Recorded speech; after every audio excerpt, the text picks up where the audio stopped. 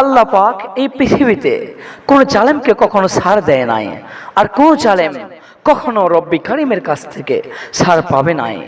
কারণ এই দুনিয়াতে যদি জালেমরা ছাড় পেয়ে যায়, তাহলে আল্লাহ তাআলার দ্বীন ইসলাম মিথ্যা হয়ে যাবে, রব্বি কারিমের রাসূল নবীগণ মিথ্যা হয়ে যাবে, তাদের মানুষকে সৎ পথে আহ্বান করার কোনো মূল্যায়ন থাকবে না।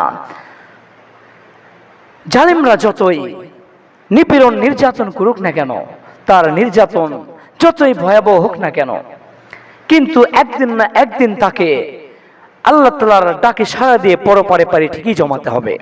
এই জালেমরা মানুষকে নির্যাতন করে আর ভাবে যে এই জুলুম হইতে তাকে চিরটা দিন বেঁচে রাখবে, কিন্তু কখনো নয়। এই জুলুম একদিন তাকে শক্তভাবে পাকড়াও করবে। জালেমের পরিণতি এমন ভয়াবহ হবে যেটা আল্লাহ পাক কোরআনুল কারীমের মধ্যে বলে দিয়েছেন। আল্লাহ রাব্বুল আলামিন জালেমের পরিণতি কেমন হবে রব্বুল আলামিন সূরা মুমিন আয়াত নম্বর 52 তে রব্বুল আলামিন জানায় দিয়েছেন, ইয়াউমা লা ইয়ানফাউ যালিমিনা মা'যিরাতুহুম ওয়া লাহুমুল লা'নাতু ওয়া লাহুমুস সুউদ দার। আল্লাহ রাব্বুল আলামিন বলেন, সেদিন জালেমের ওজর আপত্তি কোনো কাজে আসবে না, তাদের জন্য থাকবে নিকৃষ্ট আগুনের গৃহ, যে আগুনের ঘর থেকে তারা কখনো বের হতে পারবে না।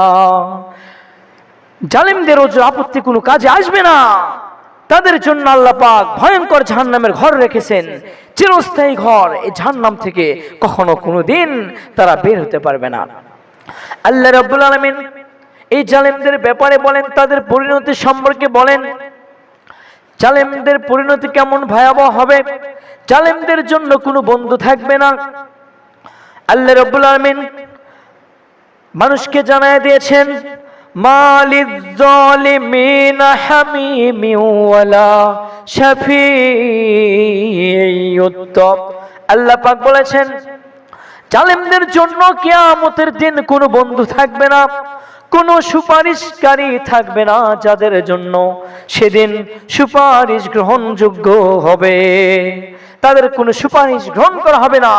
জালেমদের জন্য তো কোনো বন্ধুই থাকবে না। মুমিনদেরকে আল্লাহ পাক তার রাসূলের মাধ্যমে সুপারিশ করবেন, আর জালেমদের সুপারিশ করার মতো কেউ থাকবে না। তারা সেদিন বড় অসহায় হয়ে যাবে, নিরুপায় হয়ে যাবে। সম্মানিত মোহতারাম হাজিরিন, এই পৃথিবীতে কোন জালেম কখনো ছাড় পাবে না। আল্লাহ পাকের হুকুম যখন আসবে, আল্লাহ পাক ফিরাউনকে যে রকম রব্বুল আলামিন কাবিলকে নমরুদকে যেভাবে পাকড়াও করেছেন, ঠিক তেমনি যুগে যুগে যত জালেম আসবে তাদেরকেও ঠিক একইভাবে পাকড়াও করবে।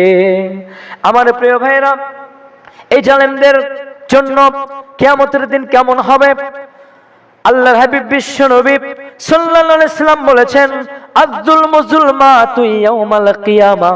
যে ব্যক্তি জালেম হবে, জালেমকারীর জন্য সেই জুলুম কঠিন কিয়ামতের ময়দানে অন্ধকার রূপ হয়ে তাকে গ্রাস করবে, তাকে ঘেরাও করবে, তার জুলুম তাকে পাকড়াও করবে, যে পাকড়াও থেকে সে কখনো কোনোদিন মুক্তি পাবে না। আপনি যদি পৃথিবীর সিরাজ আলেম ফিরাউনের পরিণতি যদি লক্ষ্য করেন, এই ফিরাউন তার পরিণতি এমন ভয়াবহ ছিল, সে নিজেকে খোদা বলে দাবি করেছিল।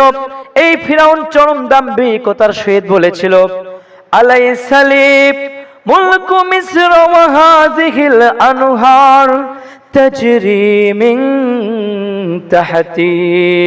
এই ফিরাউন বলেছিল, আমি কি মিশরের অধিপতি নই, আমি কি মিশরের ত্রাণকর্তা নই।